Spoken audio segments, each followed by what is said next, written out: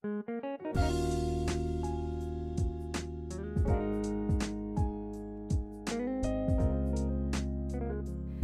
Friends, నేను వచ్చి మీకు వాళ్ళ దోసకాయ పచ్చడి ముక్కలు చూపిస్తున్నాను. ఇది వచ్చి మా అత్తయ్య బాగా చేస్తారన్నమాట, ఎక్కువ చేస్తూ ఉంటారు రెగ్యులర్గా. చాలా simple and easy method, taste కూడా చాలా బాగుంటుంది. దానికి ఏం లేదు, ఒక దోసకాయ పెద్దది ఒకటి, కరివేపాకు, పచ్చిమిర్చి, ఎల్లుల్లిపాయ. పచ్చిమిర్చి అనేది మనం దోసకాయ సైజ్ బట్టి, ఇంకా పచ్చిమిరపకాయ కారం ఉంటాయి, కొన్ని కారం ఉండవు కదా, సో దాన్ని బట్టి మనం కారం తగ్గట్టు చూసి తీసుకోవాలి. నేను పెద్ద దోసకాయ తీసుకున్నాను, ప్లస్ ఇది కొంచెం పుల్లగా ఉందన్నమాట, అందుకు నేను పచ్చిమిర్చి కూడా ఎక్కువ యాడ్ చేస్తున్నాను. ఇవి కారం లేని పచ్చిమిరపకాయలు, సో నేను ఎక్కువ యాడ్ చేస్తున్నాను. దాని ప్రాసెస్ ఏంటో చూసేద్దామా మరి. చూసారు కదా, మనం మిక్సీ గ్రైండ్ చేసుకున్నాము. మరి పేస్ట్లా కాదు, ఇట్లా ఉంటే సరిపోద్ది. ఇప్పుడు దీన్ని మనం ఫస్ట్ తిరగమూత వేసుకోవాలన్నమాట, తర్వాత ఈ పేస్ట్ అనేది తిరగమూతలో వేయాలి. వీటెక్కింది కదా, అప్పుడు వచ్చి నేను ఆవాలు, జీలకర్ర, కొంచెం శనగపప్పు, మినపప్పు వేస్తున్నాను. ఇవి ఫ్రై అవ్వాలి బాగా. తిరగమూత అంతా వేసుకున్నాం కదా, కొంచెం లైట్ బ్రౌన్ వచ్చాక అప్పుడు కరివేపాకు, వెల్లుల్లిపాయ వేయాలి.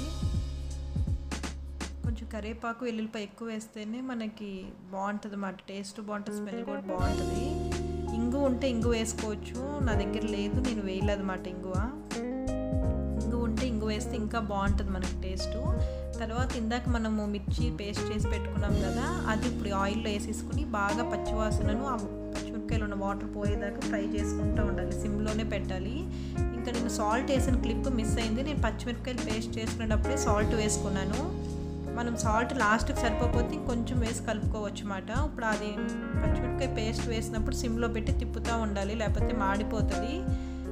నీరును పచ్చివాసన పోయేదాకా ఉంటే చాలు. తర్వాత కొంచెం పసుపు వేసుకోవాలి.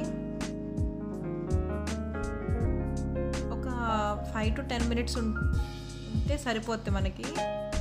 తర్వాత నేను ఏదైతే దోసకాయ ముక్కలు కట్ చేసి పెట్టుకున్నానో అది మట్టికి గుర్తుపెట్టుకోవాలి. కంపల్సరీ మనం స్టవ్ ఆఫ్ చేసాక వేయాలన్నమాట దోసకాయ ముక్కలు, లేకపోతే మెత్తగా అయిపోతాయి.